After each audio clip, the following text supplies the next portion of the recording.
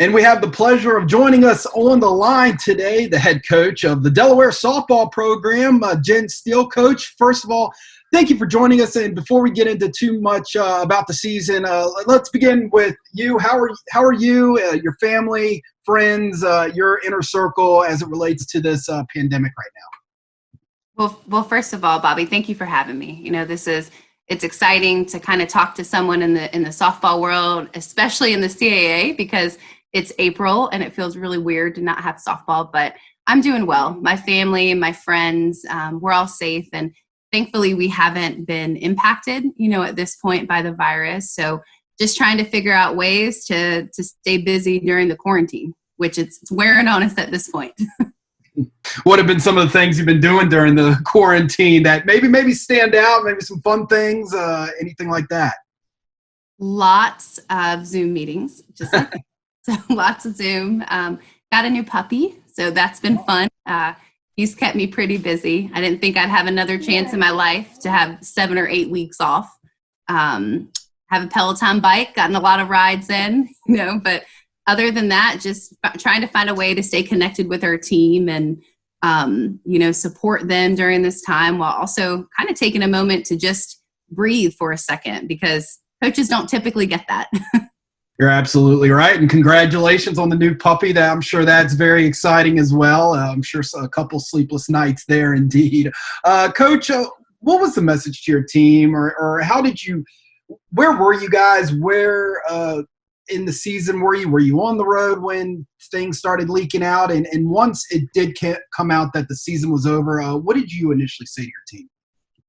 So we had just finished up on the road down in Hampton. And so we played a tournament there, and it was Wednesday, I believe, so the 11th. And we had decided at Delaware to not allow spectators at home games. And so we understood it, but it was a little bit of a blow because we hadn't played a home game just yet. So we were scheduled to open up at home that weekend. We were really excited, because we were off to a pretty hot start. So we wanted to get back on our own campus, play in front of our own fans. So Wednesday, the 11th, we decided to go no spectators. And then Thursday, the CAA had suspended play until the 23rd. We were able to meet with our team that day. And although it was really difficult, there was this sense of pure motivation still on their parts. Their very first question, I thought there would be a lot of tears in that meeting, and hands shot up, and our administrator said, "Hey, do you have any questions?" They're like, "Well, yeah, can our coaches take us off campus to practice?" And they're like, "No." They're like, "Well, can we go ourselves to practice?"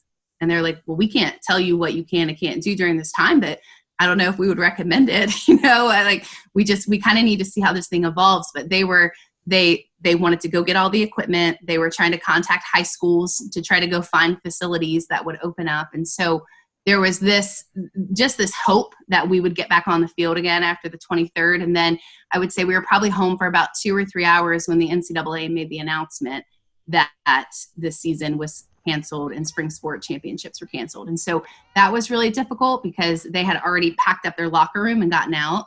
And so we weren't able to help them and console them and be there with them when they got the final news. So that was really hard. We get it now, but those first few days, man, the world was turned upside down, it felt like. Absolutely, indeed. Definitely turned upside down for everyone. And do you remember your first message to your team once you were able to kind of get everyone together? Was it on a Zoom meeting or a call? And what did you say to them? How can they learn from, what can they learn from something like this?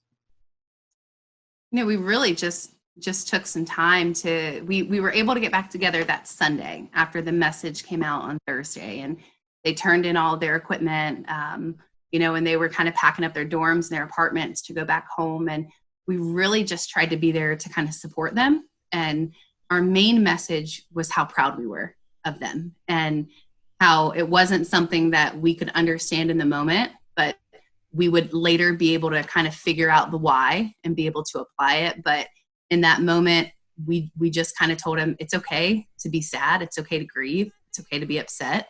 We all are, and we'll get through it together. I think maybe our our external team kind of put out the quote or something, but one of the things that resonated during the time was like playing our sport prepared us to lose our sport, right? And so we just tried to let them know that they were tough, they were strong, and it was okay to be sad, but we would figure out a way to kind of come out on the other side of it. And so, now we can understand it, but pretty difficult. I bet, indeed. And Coach, before everything came to a halt, let's talk about the season a little bit. Your second season at the helm last year, 22 and 29 overall in your first season during transition, and then you come out here in your second year, 19 and 4 before the stoppage of play. What led to such a hot start?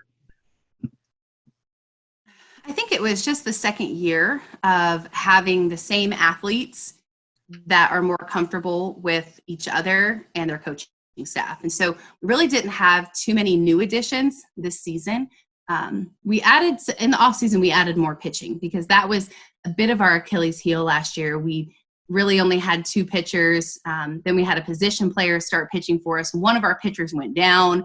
Then our other pitcher had a big back injury. So it really made the season quite difficult last year. And so we made sure that we brought in enough arms in the off season because that helps tremendously. But really it was just year 2. And every coach is going to say this. Every coach who has success, whether they win a conference championship or they start off on a hot start, everyone's going to tell you that their culture is great. And I'm just like they are. I think we have a bunch of great young women in our program and motivated young women. And so, Delaware is a great school, and we're able to attract a pretty high caliber student athlete. And I think we have enough young women in the program that want to win. And so just the stars kind of aligned in year 2 for us. At least they were starting to at the beginning of the season. And Coach, you spoke about pitching. You spoke about young women in the program. One of them, freshman pitcher Emily Winburn, was 6-2 to start the season and was holding opponents to an under 2 ERA. Talk about her and how her performances fed into the team's success early on. Yeah, Emily is she's so consistent, and so that's what I really love about her, and I know her teammates love about her. She has great command of her pitches. She throws a variety of pitches, but she's really great at putting it where she wants to. And she wants the ball in big moments. She's not afraid to challenge hitters.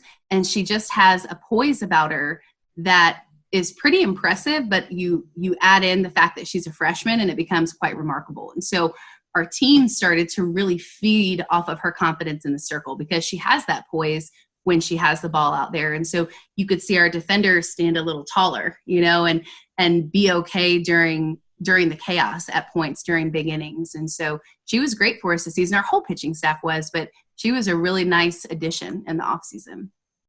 Coach Jen Steele joining us from the Delaware softball program. And Coach Steele, you also had some young players perform well at the plate. Brittany Mendoza, one of them, and Hannah Garber among the team leaders in batting average. Did you expect this sort of output from your underclassmen to start the season? Absolutely. I would say a lot of our talent lies within that sophomore class. And so Brooke Glandon, Hannah Garber, Brittany Mendoza, Hallie Kaisamore, they all had pretty strong freshman campaigns. And so we realized the benefit that we had of now they're sophomores. So all the freshman mistakes and the bumps that they kind of had to, overcome that first season, they would learn, and they played very well this year. And it's exciting. They're only going to be juniors. And now with the potential extra year of eligibility, working through all of that with our athletes. But the idea that we could maybe retain some of our best hitters, some of our best athletes for 3 more seasons is really exciting. Coach Jen Steele joining us from the Delaware softball program on the line today. Coach, 2 seasons ago, you decided to become a Blue Hen. What made you want to come to Delaware and be part of the Delaware family? Well, so my family is originally from the Northern Virginia area. So the Mid-Atlantic region for me is really comfortable. And I found kind of throughout my coaching career that I really enjoy a regional-based conference. And for me, I already had pretty strong ties to a lot of the coaches within the league. So that was important to me because I felt like I knew the CAA pretty well. I understood the landscape of softball within the league. But at Delaware, I had no idea I'm being completely honest, I had no idea what Delaware was in the beginning and how great of a situation it was, because everyone always says that it's a sleeping giant a bit, because we are resourced tremendously well. And we have great leadership at the top, from our president to our senior leadership of the university, but also our athletic leadership. So you're talking about an institution that has a really strong degree. A lot of our academic programs are nationally ranked, in a school that cares about sports. And so we're starting to kind of see that shift. I think our AD is now in her fourth year at the helm, third or fourth year. And there's just been this kind of revival within athletics. And so it was really exciting, the opportunity to build for me is something that I really enjoy. And so, we haven't won a conference championship, I think, since 83 or 84 was the last time Delaware won one. And so being able to kind of come in and build was pretty exciting as well. Coach, you talked about, knowing the league, knowing the conference a bit. What is your impression of the CAA? You look at, in particular, two programs in Hofstra and JMU that have had a great success, in the past decade and maybe even a decade and a half now, making deep runs in the NCAA tournament and representing the league. How exciting is it to being a head coach in a conference with teams like that and among other teams that are performing at an elite level as well? It's really exciting. I think the CAA is filled with veteran coaches that have had a lot of success. And so that's what makes coaching in this league difficult at times, because, you talk about JMU and Hofstra, you kind of say those two who've experienced a lot of success, and there's a coaching change that happens at Hofstra, and then they go get a Hall of Fame coach to come in. And, so it doesn't necessarily get easier, but it's exciting because you're being challenged every day. And people have been doing it for a long time. And so I really enjoy that. I've learned some from my colleagues. And, I think what we're doing here, and we're starting to build at Delaware, is going to put us in a position to hopefully be able to compete with them very soon. Head coach Jen Steele of the Delaware softball program wrapping up with us today, Coach. 19-4, like we said earlier, before the season came to an end. What were some of the goals this year, and do those goals remain the same as you go into next year, since this year, is kind of incomplete in a way? I think so. So our goal is to kind of start the year. We had a really strong goal of making it back to the conference tournament. So I think the last time we had a postseason appearance within the CAA tournament was maybe 2015 or 16. And so there had been at least a 3 or 4 year drought since we've been back. And so that was a goal of ours. And so we were like, okay, if we want to be in this top 5, what are we going to have to do to kind of put ourselves in that position? So we looked at just some kind of key performance indicators that we thought we needed to achieve in order to put us in a position to succeed. And so we were really happy at the end of the season. And even though it's a non-conference games, we were still really happy with the production, because, we finished with the highest win-loss record, but we understand that everyone plays different competition. But the RPI was the second highest. That was important to us. And then we led in a lot of statistical categories. So we pitched it very well, not only with ERA, but we did a great job with our strikeout to walk ratio. Our OPS was the second highest in the league, and we steal a lot of bases. And so when you can kind of have a combination of all of those things working for you, you're going to put yourself in a position to have some success. And so again, I understand it wasn't against CAA competition, but you have to start somewhere. You have to start experiencing some sort of success, because that in itself gives you confidence. And so I would say that our athletes, they were very confident, not confident as we're steamrolling through the league. That's not necessarily what anyone was thinking or where we were, but all of a sudden you play enough games, you have enough success, you win enough games. Now you're thinking, hey, we belong and we can compete too. And so it was exciting. As far as next year goes, I'm not sure, because it's so hard to predict out what the season's going to look like. We hear a lot of things of, sports are going to limit games, or there's just going to be conference games, or everything's going to be exactly the same. If for whatever theory someone has, someone's put out a blog post about it, right? So we don't know what to expect, but we do have 9 newcomers coming into the program that we were pretty excited about. I mean, this new class is quick. They're powerful. We still add more pitching. We add stronger defense.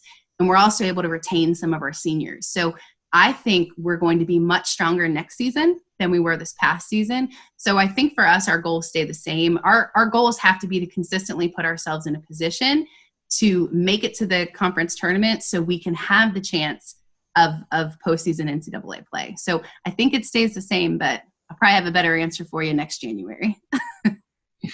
And Coach, speaking of making a conference tournament and trying to make the CAA tournament for the first time as a coach at Delaware, it has to be quite strange that we're talking about this right now instead of your team possibly getting ready for a conference tournament appearance. Super strange. You know, it's unlike anything any of us have ever experienced. And I'm excited to see what we will look like, you know, when we come back from this pandemic, but really what sports will be like, because I think you have a lot of motivated athletes and coaches out there across the country in every sport that are going to make sure the next time they take the field, they take the court, the course, whatever it is, that they're not taking it for granted. And so it's going to be exciting when we can finally put ourselves in that position. But right now we're just trying to weather the storm, really. I agree with you, Coach. Thank you so much for joining us today. Jen Steele from the Delaware softball program. Stay healthy, stay safe, enjoy the new puppy, and enjoy the off season. We can't wait to see you and your Blue Hens back on the field here, hopefully sooner rather than later. Thank you so much.